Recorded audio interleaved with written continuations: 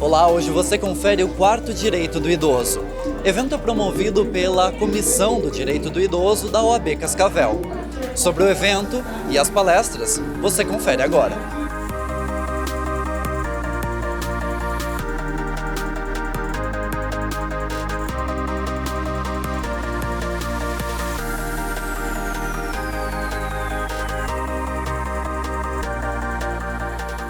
Cláudia, explica pra gente por que a OAB se divide entre comissões e qual é a atuação da Comissão do Idoso.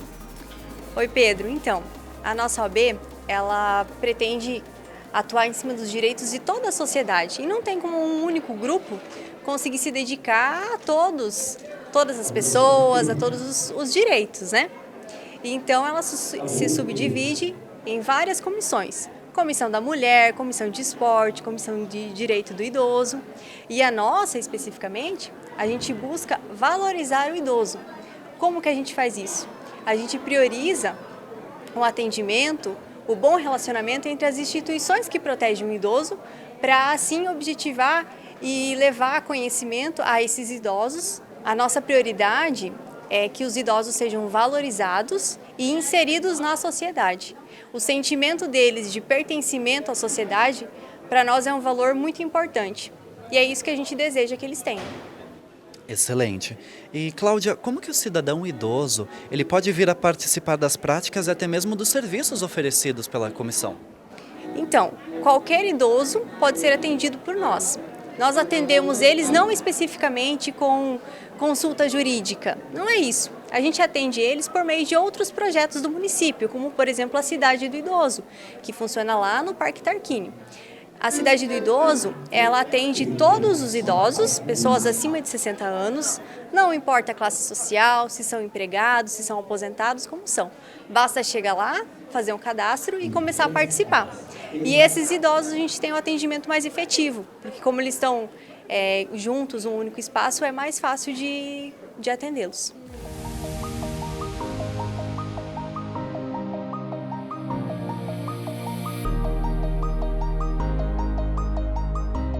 Hoje eu trouxe um pouquinho sobre como que o nosso cérebro envelhece, né? E pensando nisso, quais são as estratégias que a gente pode empregar no nosso dia a dia para permitir que a gente envelheça com qualidade e que, eventualmente, qualquer alteração que a gente possa ter, a gente consiga ultrapassar e conseguir manter uma funcionalidade no dia a dia. Além disso, eu acho interessante a gente falar um pouquinho sobre os esquecimentos também, que é algo que os pacientes costumam procurar muito no consultório, né, por receio de que algum esquecimento possa ser alguma doença. E eu acho que a ideia é justamente essa, mostrar um pouquinho para eles do que são aqueles esquecimentos, que são os famosos esquecimentos da idade e o que pode ser alguma doença e eles devem procurar um médico para poder investigar. Excelente. Na sua visão, qual a importância de um evento como esse que reúne um público do qual você é especialista? Olha, é extremamente legal, interessante e válido, né? Eu acho que quanto mais se fala sobre envelhecimento saudável e saúde na terceira idade, quanto mais a gente desmistifica o envelhecimento, maior a chance de que a gente consiga estratégias para o envelhecer mais saudável. Então, quanto mais se fala sobre isso, com certeza a população toda tem a ganhar, né? Não só os idosos, que já estão na faixa etária da terceira idade, mas também os mais jovens que querem se prevenir para chegar lá com saúde.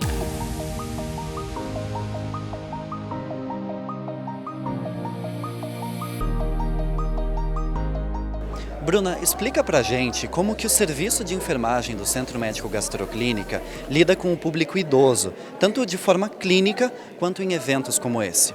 Então, Pedro, o nosso serviço de enfermagem pode atuar de diversas formas com o público idoso, né? A gente sabe que a população idosa, eles têm diversas dificuldades, né? Então, tem muitos idosos que moram sozinhos, que não têm um cuidador em tempo integral ou alguém da família. Então, acaba gerando dúvidas, né? Com relação à medicação, a tratamentos, a agendamentos de consultas. Então, nós podemos auxiliar nessa questão, né, de avaliação, a gente faz uma consulta de enfermagem, a gente entende qual que é a necessidade desse idoso, de que maneira que a gente pode atuar, né? Tanto na questão clínica quanto educação em saúde em si, né? Então, nós podemos estar orientando com relação à prevenção de acidentes domésticos, prevenção de queda dentro do ambiente domiciliar, né? Então, o que a gente percebe que muitas vezes acontece? O idoso, ele faz uso de muitas medicações, né? Eles têm hipertensão, têm diabetes, então tomam aquelas medicações contínuas, então às vezes acabam se confundindo os comprimidos que ele tem que tomar, né? Os horários, às vezes uma medicação acaba interferindo na outra, então acaba acontecendo muitos efeitos colaterais. Então a gente pode auxiliar nessa forma. O que a gente também pode auxiliar com relação a tratamentos de feridas, né? Às vezes o paciente idoso, diabético, tem alguma ferida, precisa de um acompanhamento profissional, não busca a orientação correta, acaba usando produtos indicados por conhecidos, por vizinhos, sem saber qual realmente é a necessidade, né? Qual o produto correto para que ele precisa, né, para o caso dele. Então a gente também pode auxiliar dessa forma, né? E auxiliar aos cuidadores, né? Então, o paciente, quando ele tem um cuidador, seja da família ou não, que tenha dificuldade em casa, a gente pode estar prestando um auxílio nesse sentido também, de orientação, né? De prevenção, de educação em saúde mesmo. Intuito que também acontece aqui em eventos como esse, que o propósito é justamente educar. Exatamente. Então, hoje a gente está presente aqui, estamos à disposição para esclarecer as dúvidas aqui da população, né? Fazer uma orientação, explicar para eles como que o nosso atendimento ao idoso funciona, né? De que maneira que a gente pode ajudar, né? Hoje nós estamos aqui, vamos aferir a pressão, tirar dúvidas, né? Que a população, eles gostam disso também, né? Quando a gente tem a oportunidade de prestar esse atendimento. Então, a gente pode atuar de diversas formas.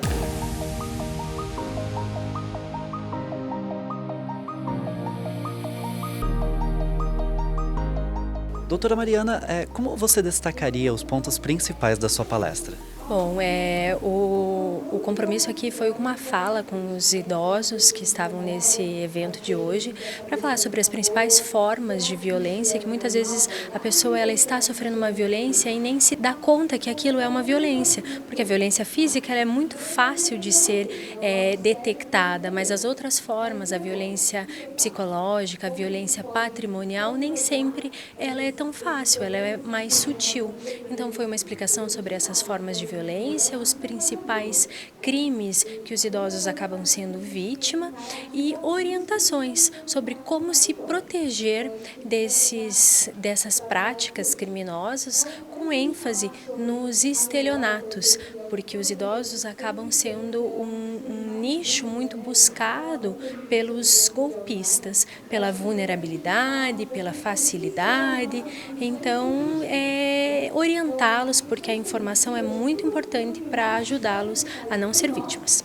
Excelente. Doutora, ainda sobre agressão à pessoa idosa, como que a polícia lida com os casos de denúncias? Bom, as denúncias, todas as denúncias que são recebidas, elas são verificadas uma a uma, com uma visita em loco para verificar a situação desse idoso, para verificar se essa denúncia é verídica ou não, para a partir daí tomar as providências de polícia judiciária. A denúncia ela é muito importante porque a violência contra o idoso, muitas das vezes, ela acontece entre quatro paredes e o idoso não tem meios ou mesmo coragem de denunciar, porque às vezes permanece isolado dentro de casa, tem medo de retaliações. Então é importante que as pessoas que têm um convívio, um contato com o idoso, façam denúncias, que pode ser feita pelo Disque 100, que elas serão verificadas pela Polícia Civil.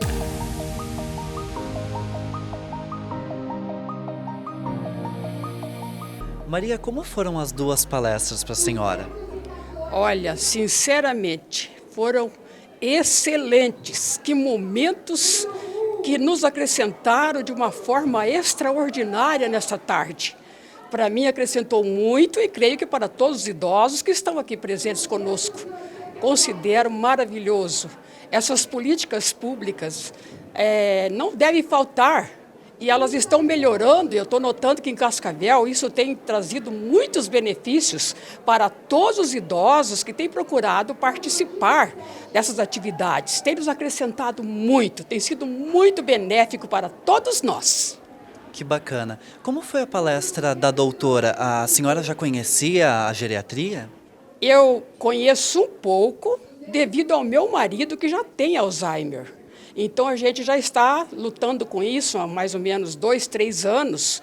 Então, a gente já tem um pouquinho de informações, né, do que essa doença realmente tem causado em milhares ou milhões de pessoas no mundo todo, né?